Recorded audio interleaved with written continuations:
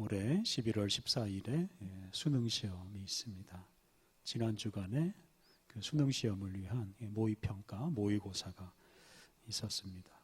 모의고사에 응시한 학생 중에서 이 재수생을 비롯한 졸업생 수가 역대 최다였다고 합니다. 올해는 또 의대 정원이 늘어나서 직장을 그만두고 응시하는 수능생도 많이 있다고 합니다. 이런 수능 시험에서 좋은 점수를 받으려면 공부를 열심히 하는 것 말고는 특별한 방법이 없습니다. 공부를 하지 않고 좋은 점수를 받으려고 하는 학생은 어리석은 학생입니다. 그런 학생은 좋은 점수를 받지 못할 뿐만 아니라 인격적으로도 성장하기가 어렵습니다. 아무것도 하지 않고 큰 성과를 거두기를 바라는 것, 아무것도 하지 않고 복받기를 바라는 것, 그런 인생을 사는 사람은 참 허망한 인생을 살게 되고 자기 자신을 망치는 인생을 살게 됩니다. 저는 요즘 우리나라 현실을 볼 때마다 한숨이 자꾸 나옵니다. 도대체 어쩌려고 이렇게 싸우기만 하나, 이러다가 진짜 나라가 망하는 것은 아닌가, 이런 생각이 자주 들기 때문입니다. 여야 간의 싸움, 남북 간의 싸움, 의사단체와 정부의 싸움, 또 진학전쟁, 취업전쟁, 사방에서 이런 싸움이 벌어지고 있습니다. 나라의 미래를 위해서 정말 마음을 합해서 좋은 일을 하지는 않고 이렇게 싸우기만 하면 나라가 망하는 것 말고 우리가 무엇을 기대할 수가 있겠습니까? 우리 그리스도인들은 이런 시대에 다른 사람과 싸워 이기려고 하기보다는 싸움터가 되어버린 우리 현실을 생각하고 이런 현실을 우리들이 만들었다라고 고백하고 회개하고 우리 자신의 죄악을 점검해야 하겠습니다. 그렇지 않으면 정말 우리나라가 망할지도 모릅니다. 오늘은 구약성경 중에서 예레미야서를 공부하는 날입니다. 예레미야 선지자가 주로 외친 말씀이 바로 나라가 망한다는 말씀이었습니다. 그리고 실제로 나라가 망했습니다. 예레미야 선지자가 만약 오늘 우리 시대에 태어났다면 아마 이 똑같은 말씀을 우리에게 외쳤을 것입니다. 하나님 말씀대로 살지 않으면 망한다라는 것은 만고불변의 진리입니다. 오늘과 다음 주 예레미야서를 묵상하면서 오늘날 우리도 하나님 말씀 따라 살지 않으면 옛날 남왕국 유다처럼 망할 수 있다 하는 이런 두려움을 느끼고 우리 자신을 바르게 하기를 힘써야 하겠습니다. 예레미야 선지자는 그의 조국 남왕국 유다가 바벨론에게 망하던 시대에 활동했습니다. 예레미야는 요시야 왕 제13년부터 남왕국 유다의 마지막 왕 시드기야 시대까지 하나님 말씀을 전했습니다. 그래서 예레미야 선지자가 활동하던 시대에 바로 이 남왕국 유다가 바벨론에게 망하고 말았습니다. 남왕국 유다는 아하스, 므낫세 같은 악한 왕들이 온 나라를 죄악으로 더럽혔고 그래서 그 시대부터 이미 이사야, 미가 같은 선지자들이 이런 죄악 때문에 나라가 망한다 하는 말씀을 선포했습니다. 하지만 이사야, 미가 시대에는 나라가 망하지는 않았습니다. 요시야 왕이 등장해서 개혁을 단행하고 나라가 일시적으로 새로워졌습니다만 또 그 이후에 등장한 왕들이 또 타락해서 결국 시드기야 왕 제11년에 나라가 완전히 무너지고 맙니다. 예루살렘 성과 예루살렘 성전이 완전히 무너지는 모습을 바로 이 예레미야 선지자가 보았습니다. 이렇게 예레미야 선지자는 나라가 망한다라고 예언했을 뿐만 아니라 나라가 망하는 현실을 아주 고스란히 다 경험했습니다. 그리고 그 과정에서 예레미야 선지자가 정말 많은 눈물을 흘렸습니다. 그것 때문에 예레미야 선지자를 눈물의 선지자라고 부릅니다. 예레미야서 전반부 1장부터 25장에는 이 예루살렘과 유다에 관한 여러 가지 심판의 말씀이 나옵니다. 그리고 26장 이후에는 여러 가지 이야기들이 나옵니다. 예레미야 선지자의 주된 임무는 이제 왕과 백성들의 죄악을 지적하고 그리고 죄 때문에 나라가 망한다 하는 것을 경고하고 사람들을 하나님께로 돌아오게 하는 것이었습니다. 예레미야는 특히 이 성전의 타락 그리고 하나님을 제대로 안 섬기고 우상을 섬기는 것을 지적하고 그것에 대한 죄악을 책망했습니다. 이 당시 유대인들은 하나님께서 머무시는 성전이 있는 한 나라는 결코 망하지 않는다라고 생각했습니다. 그들은 온갖 죄악을 저지르면서도 성전이 있기 때문에 그 성전이 자신들을 보호해 줄 것이라고 생각했습니다. 예레미야 선지자는 바로 그런 사람들에게 성전이 너희들을 보호해 주지 못한다. 특히 오늘 본문에 나오는 것처럼 그 당시 예루살렘 유대인들이 소중하게 여기는 그 예루살렘 성전은 하나님의 성전이 아니다 라고 단호하게 선포했습니다. 오늘 우리가 봉독한 예레미야 7장 1절부터 11절 그리고 이어지는 15절까지 말씀을 예레미야의 성전 설교라고 부릅니다. 예레미야가 성전 문 앞에서 한 설교입니다. 이 말씀은 예레미야 26장과 관련이 있는데요. 예레미야 26장을 보면 여호야김 시대에 하나님께서 예레미야 선지자를 성전으로 보내서 이 성전이 무너질 것을 예언하게 하십니다. 그 말씀을 들은 예루살렘 사람들이 이제 큰 충격을 받고 예레미야를 죽이려고까지 합니다. 그래서 오늘 본문이 바로 당시 유대인들을 충격에 빠뜨린 예레미야의 성전 설교입니다. 앞서 말씀드린 대로 당시 유대인들은 성전에는 하나님이 계시고 그리고 하나님이 계시기 때문에 성전은 무너지지 않고 그리고 성전이 무너지지 않기 때문에 나라도 망하지 않는다라고 굳게 믿고 있었습니다. 근데 예레미야는 이런 성전에 대한 거짓 믿음을 무너뜨립니다. 오늘 본문 2절을 보면 예레미야는 성전 문 앞에 서서 성전을 출입하는 사람들에게 하나님의 말씀을 전합니다. 오늘 본문 중에서 4절 말씀을 우리 같이 읽어보겠습니다. 예레미야 7장 4절 말씀 같이 읽겠습니다. 너희는 이것이 여호와의 성전이라 여호와의 성전이라 여호와의 성전이라 하는 거짓말을 믿지 말라. 예레미야 선지자는 그 예루살렘 성전은 더 이상 여호와의 성전이 아니다. 하나님의 성전이 아니다 라고 말했습니다. 이 성전에는 하나님이 안 계시다 이런 뜻이기도 합니다. 이 말이 바로 당시 유대인들을 경악하게 만들었고 예레미야를 죽일 생각까지 하도록 만들었습니다. 예레미야 선지자는 유대인들이 정말 목숨처럼 소중하게 여기는 그 예루살렘 성전을 폄하하고 이 성전은 아무것도 아니다 라고 말한 것입니다.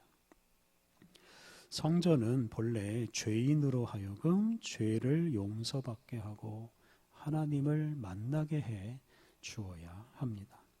그런데 당시 성전은 용서받은 죄인이 아니라 아예 고의로 죄를 짓는 사람들이 마음껏 드나드는 곳이 되어버리고 말았습니다. 당시 제사장들은 제대로 회개하지도 않고 죄를 청산하지도 않는 사람들에게 죄 용서를 선포하고 그들이 그냥 잘했다 그들의 행위를 합리화해주고 거짓 평화를 주었습니다. 그 대표적인 것이 성전이 있는 한 우리는 망하지 않는다라는 말이었습니다. 이 때문에 당시 사람들은 더 심한 죄에 빠져들었습니다.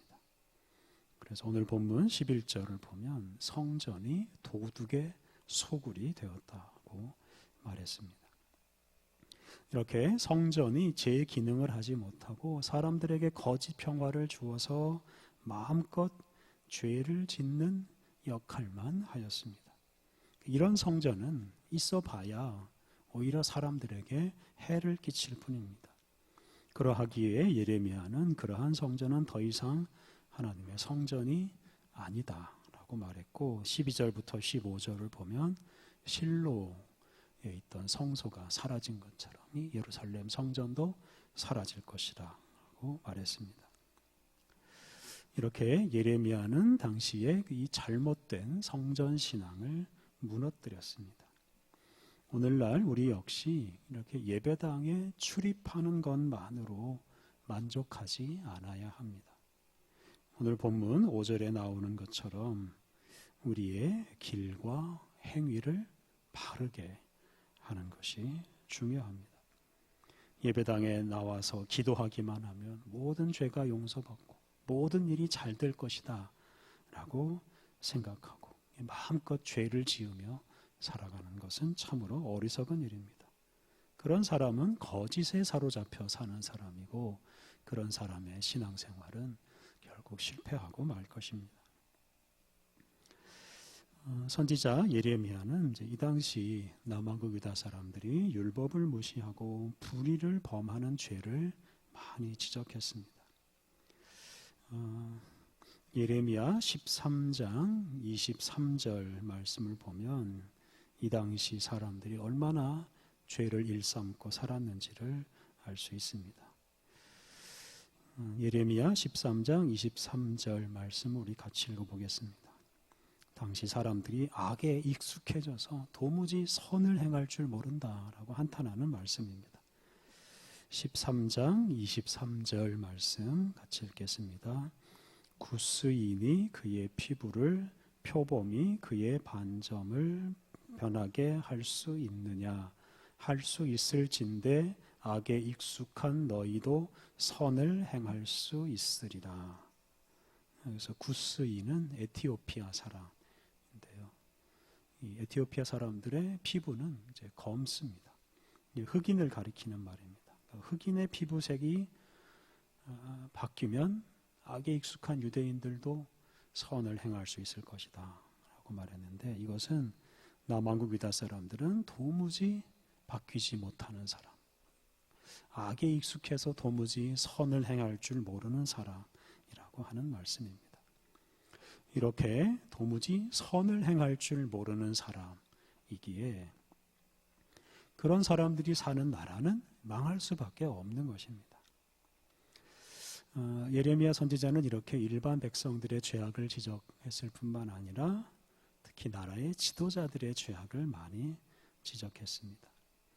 왕, 제사장, 선지자 이런 사람들의 죄악을 지적했습니다.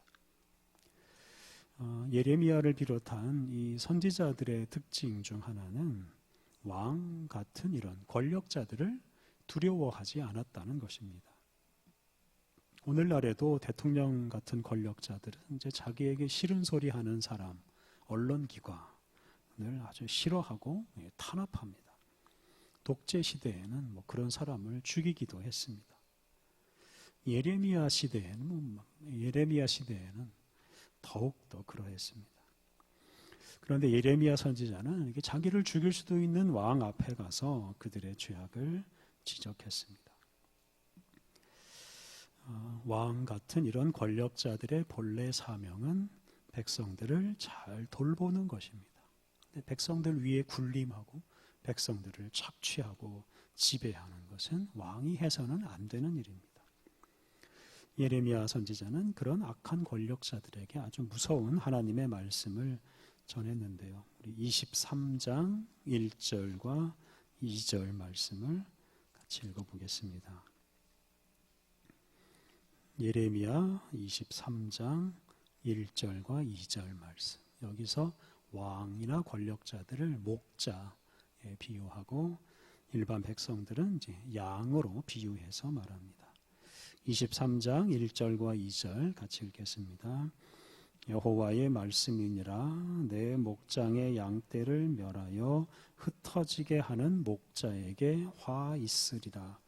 그러므로 이스라엘의 하나님 여호와께서 내 백성을 기르는 목자에게 이와 같이 말씀하시니라. 너희가 내 양떼를 흩으며 그것을 몰아내고 돌보지 아니하였도다. 보라, 내가 너희의 악행 때문에 너희에게 보응하리라. 여호와의 말씀이니라. 하나님은 당신의 양떼를 제대로 돌보지 않는 목자, 즉 백성들을 잘 돌보지 않는 권력자들에게 보응하시겠다, 재앙을 내리시겠다고 선언하십니다. 그리고 그 목자들, 권력자들을 자리에서 쫓아내십니다. 이어지는 23장 3절과 4절을 보면 하나님께서는 그런 악한 목자들은 쫓아내시고 백성들을 잘 돌보는 새로운 목자를 세워주시겠다고 약속하셨습니다. 이 새로운 목자가 바로 장차 올 메시아를 가리킵니다. 이렇게 예레미야 선지자는 왕 같은 권력자들의 죄악을 책망했고, 또 거짓 선지자들의 죄악을 책망하고 거짓 선지자들과 싸웠습니다. 당시에 많은 선지자들이 활동하고 있었습니다만 그들 대부분이 거짓 선지자들이었습니다. 그 거짓 선지자들은 하나님으로부터 말씀을 받지도 않고서 하나님의 말씀인 양 선포했습니다. 하나님이 아니라 권력자의 말에 귀를 기울이고 권력자에게 아부하기 위해서 거짓 평화를 외쳤습니다. 그래서 이 거짓 선지자들이 주로 외친 말이 나라가 망하지 않는다 하는 말이었습니다. 예레미야 26장 이후에 여러 가지 이야기들이 많이 나온다고 말씀드렸는데요. 27장, 28장에는 예레미야와 거짓 선지자들이 싸우는 이야기가 나옵니다. 당시 거짓 선지자들은 나라는 절대 망하지 않는다 이런 말을 이제 전했는데요.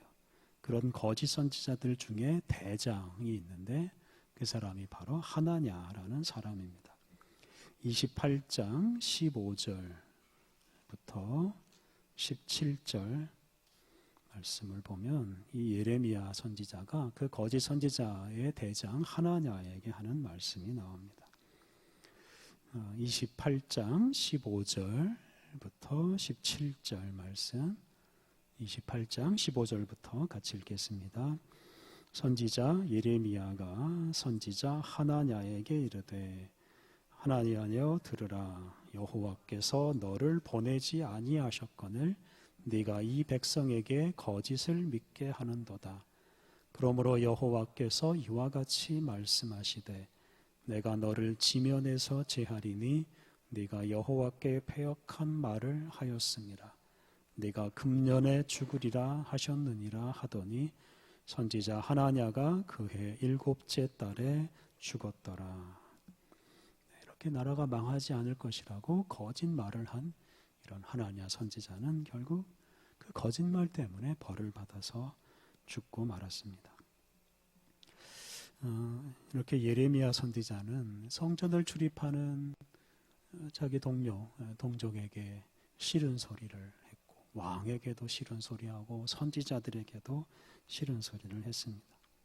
그러다 보니 예레미야가 사람들로부터 미움을 참 많이 받았습니다. 그래서 예레미야가 생명의 위협을 여러 차례 받았습니다. 심지어 예레미야의 고향 아나돗 사람들까지도 이 예레미야를 죽이려고 하였습니다. 그래서 이 선지자 예레미야의 삶은 이 고난의 연속이었습니다.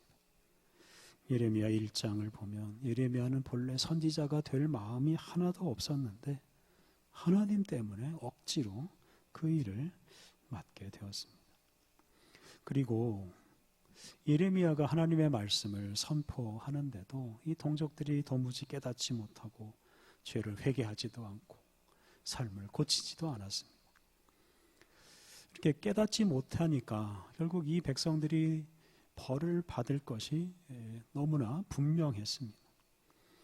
예레미야는 곧 나라가 망하고 자기의 백성들이, 자기의 동족들이 죽게 될 것을 알았기에 늘 슬퍼하고 눈물을 흘리면서 살았습니다. 예레미야 선지자를 이제 눈물의 선지자라고 부른다고 말씀드렸는데 이제 9장 1절에 예레미야 선지자가 눈물 흘리는 모습이 나옵니다. 예레미야 9장 1절 말씀 함께 봉독하겠습니다. 예레미야 9장 1절 같이 봉독하겠습니다. 어찌하면 내 머리는 물이 되고 내 눈은 눈물 근원이 됐고 죽임을 당한 딸 내 백성을 위하여 주야로 울리로다. 앞에서도 나옵니다만 아주 슬픈 현실을 예레미야가 생각하면서 밤낮으로 울며 살고 있습니다. 하나님께서는 예레미야 선지자에게 결혼을 하지 말라고 했습니다. 자녀를 낳지 말라고 했습니다. 왜냐하면 자녀를 낳아봐야 그 자녀가 고생할 것이 뻔하기 때문입니다. 이렇게 하나님께서는 예레미야에게 결혼을 하지 못하게 함으로써 장차 나라에 재앙이 닥칠 것을 예고하였습니다. 이렇게 예레미야는 개인적인 삶도 즐거움이 별로 없었고 또 동족들의 삶을 보면서도 즐거움이 하나도 없었습니다. 날마다 울고 고통을 겪으며 살았습니다. 그것 때문에 예레미야는 자기가 태어난 생일을 저주하기도 했습니다. 이렇게 예레미야 선지자는 하나님의 말씀을 전했을 뿐만 아니라 이렇게 말씀을 거역하는 그 동족 유대인들과 함께 벌도 받았습니다. 예레미야가 죄인들에게 재앙이 내릴 것이다 라고 선포했는데 그 벌을 예레미야 자신도 받았습니다. 그래서 나라가 망했을 때 예레미야도 그 망한 나라 백성으로서 자기 고국에는 더 이상 살지 못하고 타국으로 애굽으로 가서 그 애굽에서 이제 죽고 맙니다. 이런 예레미야의 모습에서 장차 오실 그 메시아의 모형을 찾을 수가 있습니다. 그래서 죄인들의 삶 속으로 들어오셔서 죄인들을 위해서 또 죄인들과 함께 고난을 받으신 그 예수님의 모습을 바로 이 예레미야 선지자에게서 찾을 수가 있습니다. 일반적으로 선지자들 중에서 예수님을 가장 많이 닮은 선지자는 바로 예레미야 선지자라고 합니다. 이렇게 예레미야 선지자는 하나님의 말씀을 전할 뿐만 아니라 말씀을 어긴 그 동족 유대인들, 죄인들과 함께 고난을 받고 그들과 함께 죽기까지 했습니다. 이제 마지막으로 묵상할 말씀은 이렇게 예레미야 선지자는 죄 때문에 망해가는 백성들과 고통을 함께하면서도 그들에게 희망의 말씀을 전했습니다. 그 대표적인 말씀이 25장에 나옵니다. 25장 11절과 12절 말씀을 보면 나라가 망해서 바벨론에 사로잡혀가서 바벨론 사람들의 포로 생활을 하게 될 건데 70년 동안만 할 것이다 라는 말씀입니다. 25장 11절 12절 같이 읽겠습니다. 이 모든 땅이 폐허가 되어 놀랄 일이 될 것이며 이 민족들은 70년 동안 바벨론의 왕을 섬기리라. 여호와의 말씀이니라. 70년이 끝나면 내가 바벨론의 왕과 그의 나라와 갈대아인의 땅을 그 죄악으로 말미암아 벌하여 영원히 폐허가 되게 하되. 이렇게 남아국 유다가 망해서 70년 동안 바벨론에서 노예 생활을 할 것인데 70년이 지나면 이제 바벨론이 망할 것이고 이스라엘 민족은 해방될 것이라고 약속해 주었습니다. 예레미야 29장을 보면 예레미야 선지자가 바벨론으로 사로잡혀간 그 동족 유대인들에게 편지를 보냅니다. 바벨론으로 사로잡혀간 유대인들에게 예레미야는 바벨론에서 오랫동안 살아야 하니까 70년 동안이나 살아야 하니까 끝까지 포기하지 말고 인내하고 자녀들을 낳고 자녀의 자녀를 낳아서 그곳에서 번성하게 해서 다시 돌아올 수 있게 하라 하는 이제 그런 편지를 씁니다. 예레미야 선지자는 죄를 짓는 사람과 나라는 반드시 망한다라고 선언했습니다. 형식적인 종교의식이나 성전에 드나드는 것만으로는 그것을 막을 수가 없다라고 하였습니다. 실제로 죄 때문에 나라가 망하고 성전이 나라를 망하지 못하게 하질 못했습니다. 그래서 수많은 사람들이 목숨을 잃고 노예가 되어서 오랫동안 먼 나라에서 참으로 불쌍하게 살아야 했습니다. 우리가 속한 공동체와 나라를 살리는 길은 매우 단순합니다. 회개하고 하나님 말씀 따라 살아가는 것, 길이요 진리요 생명이신 예수님을 따라 살아가는 것, 그것이 유일합니다. 그런데 그런 일을 누가 할 수 있습니까? 바로 우리 그리스도인들입니다. 우리 그리스도인들은 다른 사람과 경쟁하고 싸우며 살 것이 아니라 오직 하나님 말씀을 따라 살아가야 합니다. 그리고 그러한 삶으로 이 세상에 희망을 주는, 이 세상에 구원의 희망을 주는 사람이 되어야 하겠습니다. 우리 함께 기도하겠습니다. 하나님, 우리가 형식적인 종교인이 되지 않게 하옵소서. 주님의 말씀이 우리를 살리고 세상을 복되게 하는 유일한 길이오니 주님의 말씀을 생명처럼 소중하게 여기고 그 말씀을 따라 살게 하옵소서. 주님의 말씀으로 어두운 세상에 빛을 비추어 욕망에 사로잡혀 죄악과 멸망의 길을 가는 사람들을 구원의 길로 인도하게 하옵소서. 예수님의 이름으로 기도드립니다. 아멘.